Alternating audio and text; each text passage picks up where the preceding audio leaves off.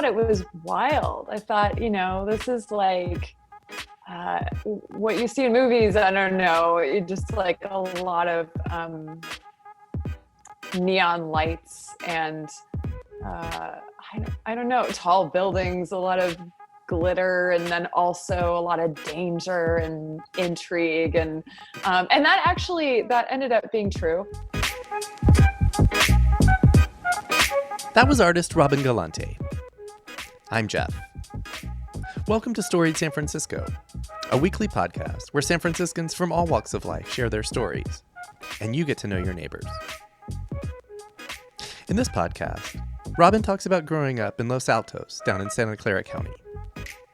It was a somewhat rural and, as she described it, country club area where she never really felt she fit in. She had a few adventures into San Francisco as a kid and a teenager, and she eventually ended up at San Francisco State in the late 90s. Here's Robin. I am from Los Altos, which is a town about 45 minutes south of San Francisco. It's down in about Santa Clara County? Or? Yes. Yeah. Okay. Yeah, it's right near Palo Alto. Right. Yeah, and Mountain View and all that stuff. And I grew up there before all of the computer tech kind of stuff. I mean, there was a little bit of that happening. I think HP was down there and a couple of computer software companies. My dad actually owned a software company, Los Altos Software. Nice. It was tiny. Was it in his garage or? No. He had an office and everything. Oh, and okay. He had clients like around the country, and my sister worked for him. And so it was, they were, they did pretty well for themselves. I mean, they were still pretty small, but they would write software for, I think, like bookkeeping and stuff like that. Okay. Natural language. I don't even know what that is, but they would say that a lot. It was natural language programming. But I grew up with computers and but it was like a lot of, on our street, there were horses, and it was kind of rural with apricot trees, everywhere. And there were no kids my age in my neighborhood. So I had to rely on my imagination a lot. And I can come back to that because that goes to the art. But sure. It was about as different from San Francisco as you could possibly get. Right. And this would have been late 70s. I was born in the late 70s. So it was like, I grew up in the 80s. Early 80s. Pretty much. Yeah. Right. That decade was my formative time. But yeah, it was very, very different from the city. Definitely kind of conservative, small, everybody knew each other. And I never really felt, even though it was a really nice place to grow up, and that it was super safe and it's beautiful, but I didn't really feel like I fit in there. Okay. There's a lot of like people wearing tennis skirts and like, I don't know, just the very country clubby kind of that sort of thing. So. Right. Yeah. You mentioned rural. It's like country and country club, it sounds like. Yeah, a little bit of both. Yeah. What do you think it was about your early life that maybe made you one way? Do you think it was partly the lack of kids your age that you spoke of, and you slipping into your imagination? Were there any other factors like pop culture or anything that you were exposed to, or? No, because I was such a funny kid. I did not like anything that was popular. Like my idol growing up was Bette Midler. And she was, because I also perform, I'm also a singer-songwriter, and I've also got that side, although I haven't been doing that as much. I've been painting more, but I just loved her. She was kind of an outcast. Like I felt like one too. She had the curly hair and she was made fun of a lot, which I was too. I was bullied like crazy. And so, I felt like I sort of rejected what was popular. And I listened to country music when I was in 5th grade. I went through this like country music thing. Oh, wow. So, and all my friends were listening to New Kids on the Block and, that right. kind of stuff. Right. So I just kind of retreated. I had a really active imagination, and I would sit around and I would draw and I would make up imaginary friends, you know, like a lot of people do. Mm-hmm. That kind of stuff. Were your parents encouraging of your creativity, or would you say? Yes, Okay. absolutely. I got the performer side from my dad's side of the family. My grandfather worked for the Hollywood Reporter, so there was like, they were in Hollywood and they knew all the stars, and that was kind of a crazy thing.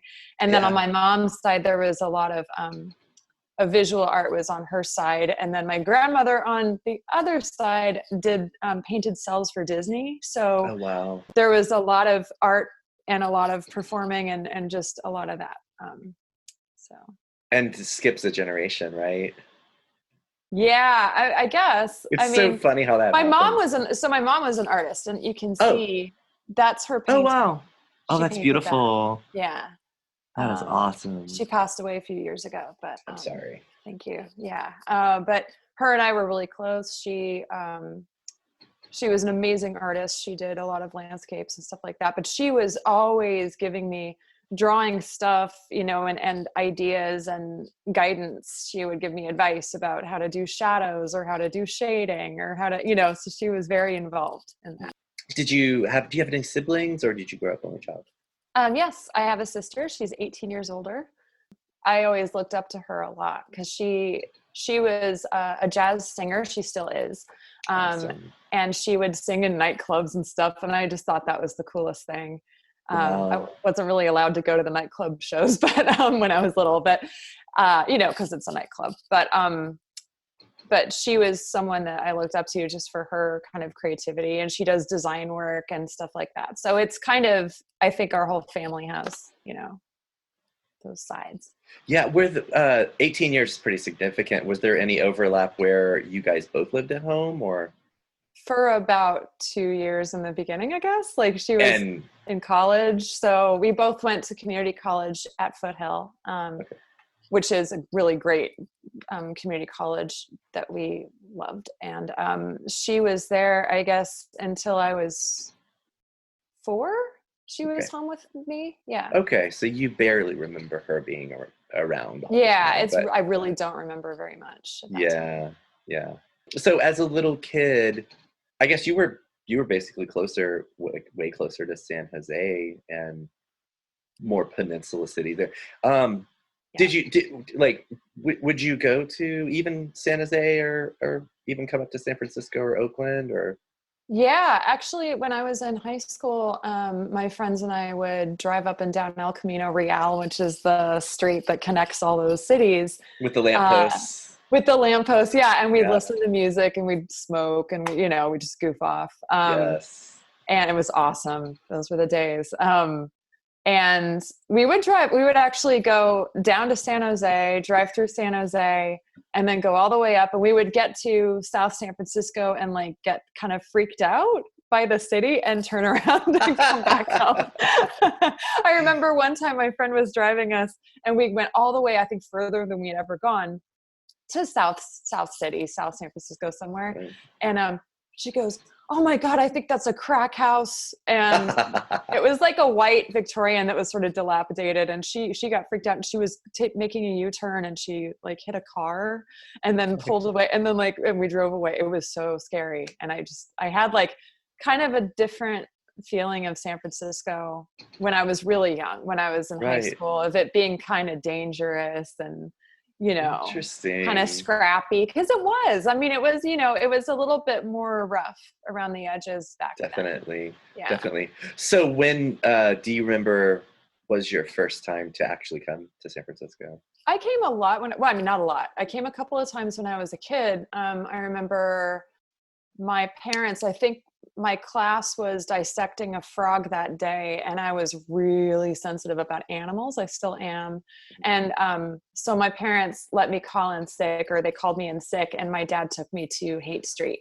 Yes. And it was awesome. And we went to the Cliff House. Yeah. So, I mean, it was super fun. So yeah, I have good memories of it. I don't think my mom really liked San Francisco, so we didn't come here very often. What kind of, as a kid, I guess especially when you're younger, so going back before the crack house U-turn incident, what like, what were your impressions of San Francisco? Of San Francisco? Yeah.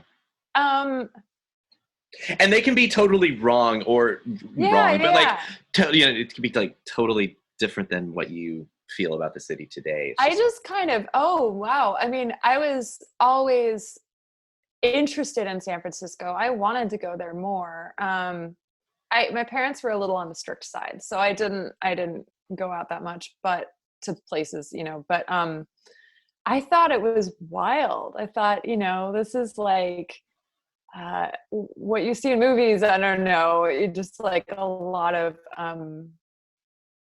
neon lights and I don't know, tall buildings, a lot of glitter, and then also a lot of danger and intrigue, and that ended up being true. I was gonna say, like when I came up here, I was like, yes, this is exactly what I thought it would be.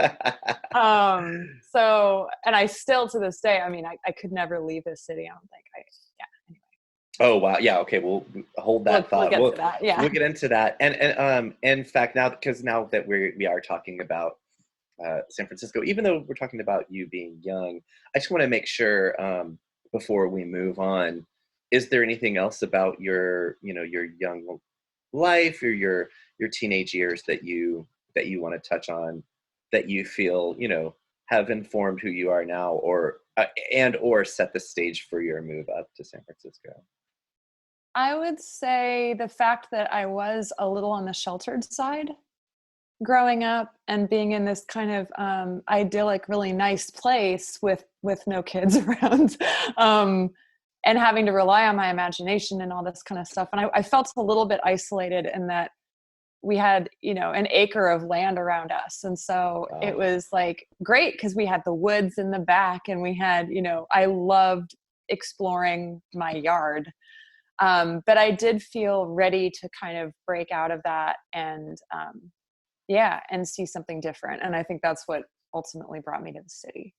Okay. I've got one more question. What kind of, and this could be, I don't know what kind of answer, because I could see it being a lot of different things, but like as a kid, what kind of things were you drawing? Like what was your art besides imaginary friends?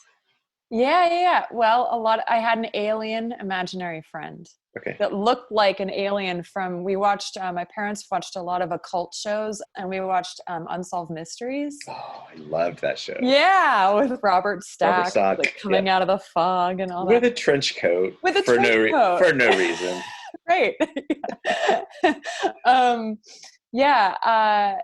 I would draw, horses were a huge thing. I think that's not unusual, that kids like to draw horses. But I remember that sort of, I had a little bit of like fame in my class because I could draw things when people said, oh, draw a dog, I could draw a dog. Draw a horse, I could draw things from memory just naturally.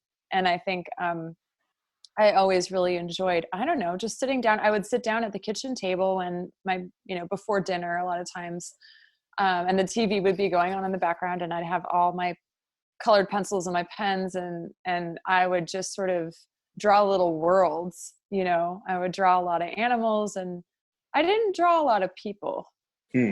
But a lot of animals, unicorns were huge. Dragons were huge. I like to make up creatures. Like, there wasn't the comic / manga kind of that culture yet, or at least I wasn't aware of it. So it wasn't really the same. I think if I grew up later, I would be more into that sort of more comic books and things like that. But right. I was just out of like movies I've seen or my imagination. I'd make weird creatures. So that was my favorite.